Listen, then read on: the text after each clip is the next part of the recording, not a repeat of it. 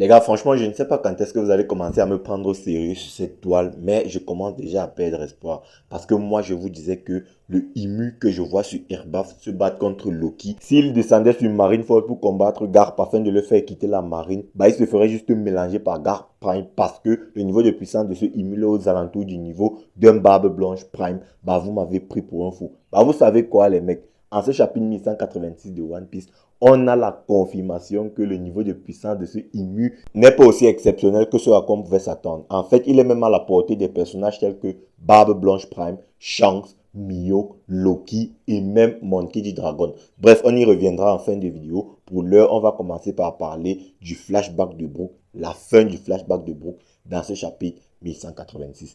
Alors les mecs, je vais pas vous mentir, je suis un peu paumé par ce flashback de Brook. Je n'arrive pas trop à comprendre où est-ce qu'on voulait nous amener et tout. Franchement, moi j'ai défendu ce flashback et tout, mais pour être franc avec vous, je suis vraiment un peu paumé. Je sais pas où Oda voulait nous amener. Surtout qu'il clôture ce flashback en y ajoutant d'autres mystères, notamment les origines biologiques de Gunko et le fait que Louvain aurait menti sur les véritables intentions du gouvernement mondial lorsqu'ils ont débarqué sur Esperia. Franchement, moi je n'y crois pas trop. Je pense que le gouvernement mondial raconte quand même des bobards. Ils ont fait raconter des bobards à Gunko. Surtout quand on sait que pour la toute première fois après 63 ans que Gunko a revu Brook, elle a repris conscience et elle a demandé à Brook de s'enfuir au vu de la menace que le gouvernement mondial représentait. Et elle a même défait les liens de Brook pour qu'il puisse s'enfuir plus facilement.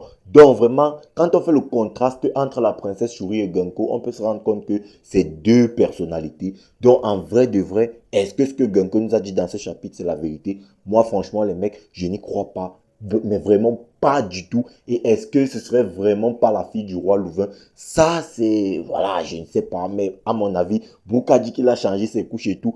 Après, bon, comme les gens ont théorisé, ce ne serait vraiment pas impossible qu'un chevalier divin, notamment Crow, ait abusé de Kandel et que suite à ça, Gunko soit né. Surtout que Crow et Gunko semblent avoir les mêmes yeux. Mais c'est vraiment très bizarre que toutes ces informations proviennent de Gunko. Elle n'est pas censée savoir tout ça. Quand elle est née à Esperia. Comme Brook l'a dit, il s'est occupé d'elle lorsqu'elle était bébé. Donc moi, je ne comprends pas comment Gunko peut avoir toutes ces informations-là. Donc ça prouve que ce que Gunko disait, bah, elle semblait quand même manipuler, on va pas se mentir. Elle semblait quand même manipuler. D'ailleurs, il y en a beaucoup parmi vous qui l'ont dit. Gunko est manipulé. Vous avez accusé Brook de ne pas avoir soupçonné une manipulation sur Gunko. Et là, voilà, même nous, on doit se poser des questions. Est-ce que tout ce que Gunko dit là, notamment le fait qu'elle ne soit pas la fille de Louvain, ce n'est pas une manipulation du gouvernement mondial qui la pousse à dire ça? Franchement, il y a des questions à se poser. Maintenant, autre question qu'on peut se poser, où est-ce que Oda voulait nous amener avec ce mini flashback de Gunko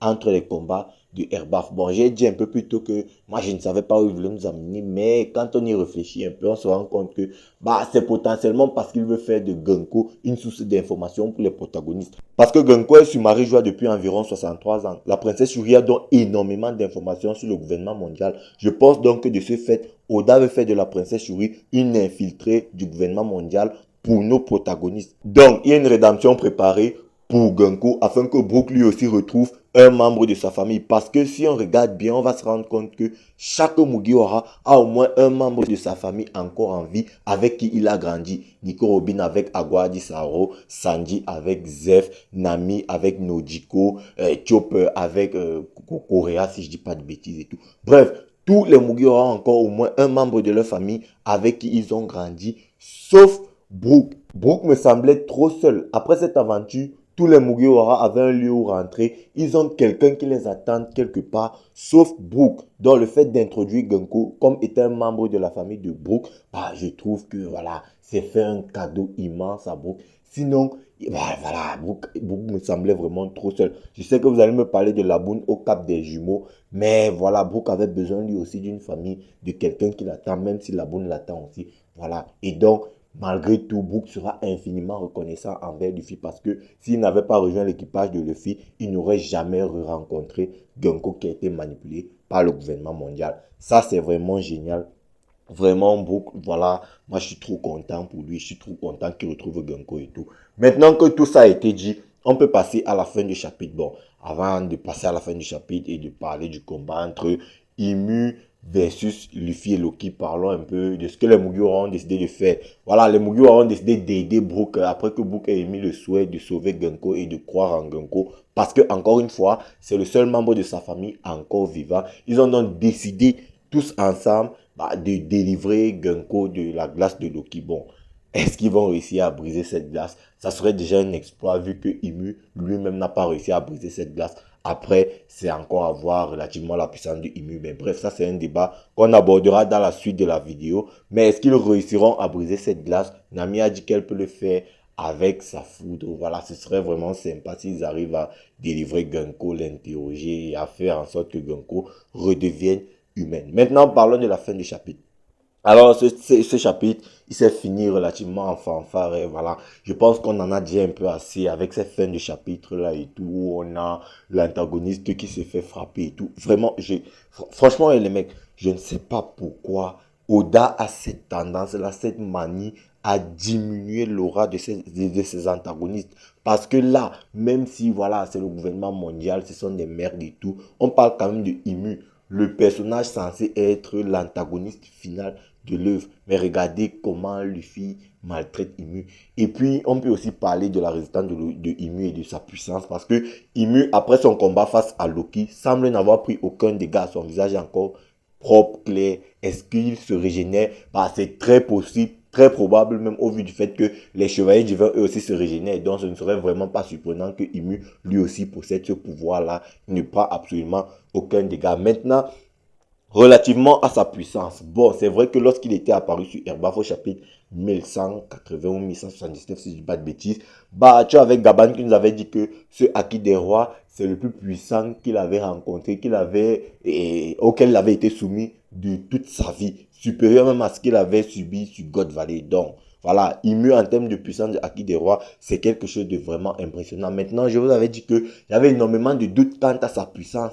Surtout quand on fait la comparaison avec Zebek sous Domi Reversi qui me paraissait vraiment beaucoup plus puissante que Imu. Et il y en a beaucoup qui ont douté. Mais regardez comment Imu se fait malmener par Loki et aussi par Luffy. Alors, moi j'ai dit dans les reviews précédentes que Imu n'est pas à fond. Imu a certainement un éveil qu'il aura énorme, grandissime, voilà, tout ce que vous voulez, il n'y a pas de problème. Surtout qu'à mon avis, le sabre qui transplante Erbaf, c'est potentiellement un sabre que Imu peut manier avec la taille de son fruit du démon Zoan et tout ça, de la forme, parce qu'à mon avis, son fruit du démon, encore une fois, n'est pas engenré. Mais bref, voilà, mais tout ce que je veux dire, c'est que le niveau de puissance de Imu ne me paraît pas extrêmement impressionnant, parce que Imu, lorsqu'il descend sur la TFM, il n'est pas à 100%, il ne donne pas les 100% de sa puissance. Sommes l'a dit au chapitre 1183 ou 1182, si je dis pas de bêtises. Donc, là, Imu, voilà, je ne sais pas vraiment pourquoi Oda, il fait tout pour baisser l'aura de ses antagonistes là, vraiment. C'est vraiment pas... Moi, je trouve ça vraiment très, très limite. Maintenant, j'aimerais aussi parler d'un certain point. Parce que moi, j'ai dit en début de vidéo que le niveau de puissance de Imu, c'est un niveau de puissance aux alentours de celui des personnages tels que Shanks, Barbe Blanche, Mihawk, Monkey D. Dragon, Loki et aussi Shamrock. Bon, vu que il y a une altercation entre Shamrock et Loki, et vu qu'à mon avis, Shamrock et Loki scale actuellement au même niveau de puissance, moi je pense que les deux personnages sont dans le même scale de puissance, Imu ne peut pas avoir le même niveau que son subordonné Shamrock. Donc à mon avis, Imu n'est pas à 100%. Et lorsqu'il va retourner sur Marie-Joie, ou alors là, il va, à mon avis, briser une règle et tout. Il va, comment dire, il va utiliser son plein pouvoir, mais il y aura une contrainte qui va agir sur le temps. Et là, à mon avis, il va trimballer Luffy et Loki. Moi, je pense que ça va se passer comme ça. Parce que, à mon avis, Shamrock et Loki, c'est relativement le même niveau de puissance. Mais je suis un peu déçu du traitement de Imu en ce moment. J'espère que dans les chapitres prochains, Oda va se rattraper. Bref, les amis, la vidéo est arrivée à son thème. J'espère que vous aura plu. N'hésitez pas à me dire ce que vous en pensez en commentaire. Check la vidéo à l'écran. Like si c'est ta plus partage. Et puis nous, on va se dire ciao pour une prochaine vidéo. Portez-vous bien sur Animarium. Peace et beau. After.